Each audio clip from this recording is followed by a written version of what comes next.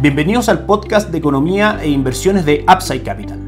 Revisaremos el rendimiento del mercado en Chile y el mundo y las principales noticias económicas y financieras que marcan la jornada. Muy buenos días, ¿cómo están ustedes? Viernes 26 de mayo de 2023, soy Ramiro Galeano, fundador de Upside Capital. Les doy la bienvenida a otra edición más de mercados en Upside Capital. Las noticias más importantes de la semana para el mercado local fueron dos. En primera instancia, la publicación del informe de estabilidad financiera, donde a grandes rasgos las principales conclusiones son que han caído las solicitudes de créditos hipotecarios y de consumo y que en general la actividad económica en Chile se ve algo disminuida, lo que desde el punto de vista de estrategias de inversión va en línea con lo que hemos planteado. Finalmente, una menor actividad económica, menor presión inflacionaria y con eso caídas de tasa de política monetaria durante el año. La segunda noticia, que también ha sido bastante importante y ha sido muy analizada por el mercado durante esta semana, fue el anuncio por parte del Banco Central de un requerimiento a los bancos de la plaza local de capital contracíclico, exigiendo un 0.5% de capital adicional de sus activos ponderados por riesgo en un año. Esto básicamente va de la mano con aumentar la capitalización de los bancos y si bien es una medida bastante sana que busca fortalecer a la banca y que por lo tanto actúa a favor de la calidad del mercado del crédito, indirectamente podría ser una herramienta que al Banco Central ayude en la lucha contra la inflación. Finalmente, mayores requerimientos de capital podrían tener un efecto contractivo en el mercado del crédito en el corto plazo. Claramente, frente a un menor crédito y menor liquidez en el mercado y por supuesto que en la actividad económica, el consumo, etcétera, tienden a bajar y eso hace que también los precios tiendan a tener una corrección más a la baja que a la alza en la economía local, es decir, menor inflación, que cumple con lo que decíamos anteriormente, un incentivo para que el Banco Central disminuya su tasa de política monetaria y finalmente caigan también las tasas de descuento en el mercado, lo que provocará claramente que el valor de las acciones y de los bonos, especialmente de la renta fija local, tienda a subir. Eso es parte de nuestra recomendación de inversión que se basa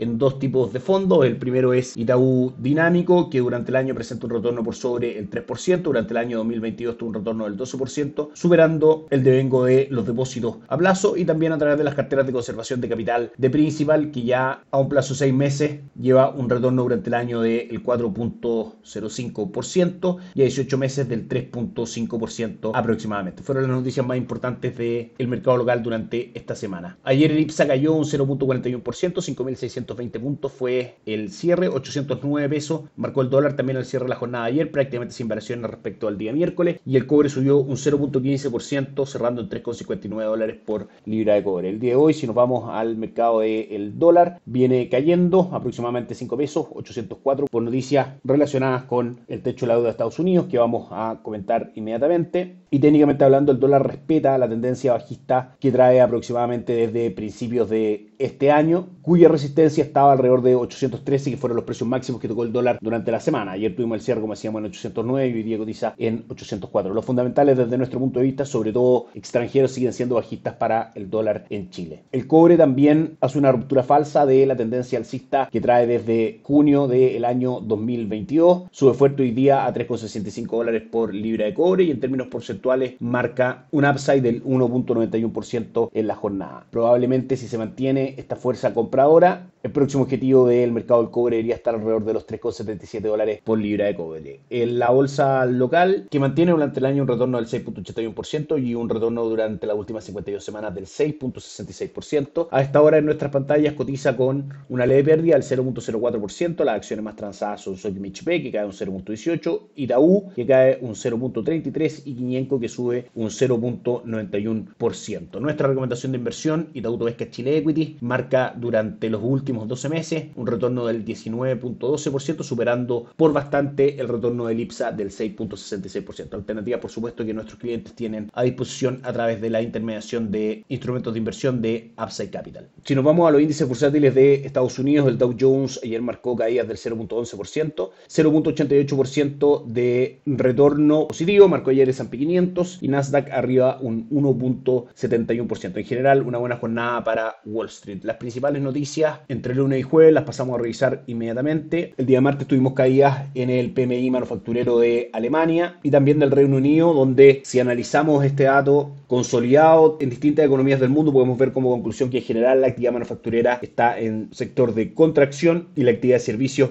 está en zona de expansión. También se publicaron la venta de viviendas nuevas en Estados Unidos, que marcó un upside de 683.000 nuevas viviendas vendidas versus las 663.000 que el mercado esperaba, un dato mejor a lo esperado. El día miércoles se publicaron las actas de la última reunión de la Reserva Federal, donde en general no hubo nuevos antecedentes, sino que se confirmó lo que había comentado Jerome Powell, el presidente de la Reserva Federal, en la conferencia de prensa luego de la última reunión. Finalmente, que por ahora no estaba claro si la economía de Estados Unidos iba a necesitar nuevas alzas de tasa y que esas se iban a ir definiendo a medida que se fueran publicando datos de índole laboral, inflación, crecimiento, etc. Ayer jueves fue una jornada bastante noticiosa donde el Producto Interno Bruto de Estados Unidos del primer trimestre marcó un avance del 1.3% versus un avance del 1.1% en la revisión anterior, es decir, crece más de lo que el mercado tenía descontado. Peticiones semanales por subsidio de desempleo marcan por debajo de lo que el mercado esperaba, mostrando también un mercado laboral bastante fuerte. Y hay caídas en las ventas de viviendas pendientes que no muestran crecimiento versus lo que esperaba el mercado, un crecimiento del 0.5%. Así llegamos al día de hoy, donde sí hubo bastante noticia relevante en Estados Unidos. En primera instancia, pedidos de bienes durables que crecen un 0.2% versus la estimación del mercado que estaba alrededor del 0%. Pero la noticia más importante, sin lugar a dudas, es la fortaleza que muestra el gasto en consumo personal, tanto en su medida subyacente, que es sacando del cálculo los ítems más volátiles, como en su medida total. Finalmente tenemos que en su medición total crece un 4.4% anual versus el 3.9% que el mercado esperaba, y en su medición subyacente anual crece un 4.7% versus el 4.6% que el mercado esperaba, y un 0.4% mensual versus el 0.3% que el mercado esperaba. También el gasto personal sube un 0.8% versus también las estimaciones menores que el mercado tenía respecto a esta noticia del 0.4%, y los pedidos de bienes durables en su medición total crecen un 1.1%. Habíamos dicho que en su medición subyacente mensual cayeron un 0.2%, pero crecen en su medición anual. Finalmente, cifras que muestran un aumento de los precios por sobre lo que esperaba el mercado, y también un movimiento en el mercado de bienes durables también mayor a lo que esperaba el mercado. Esto se traduce en que los operadores apuestan por alza de tasas en la próxima reunión de la Reserva Federal, con una probabilidad del 60% de que la Fed lleve la tasa al rango entre el 5.25 y el 5.5%. Esa fue la mala noticia del día de hoy. La buena noticia es que hay avance respecto a las negociaciones del techo de la deuda en Estados Unidos, donde demócratas y republicanos han dicho que han llegado a algunos acuerdos, todavía no acuerdos definitivos, y que finalmente la negociación se está dando para un plazo de 2 años, lo que ha tranquilizado bastante al mercado, que ha estado mirando mucho más las buenas noticias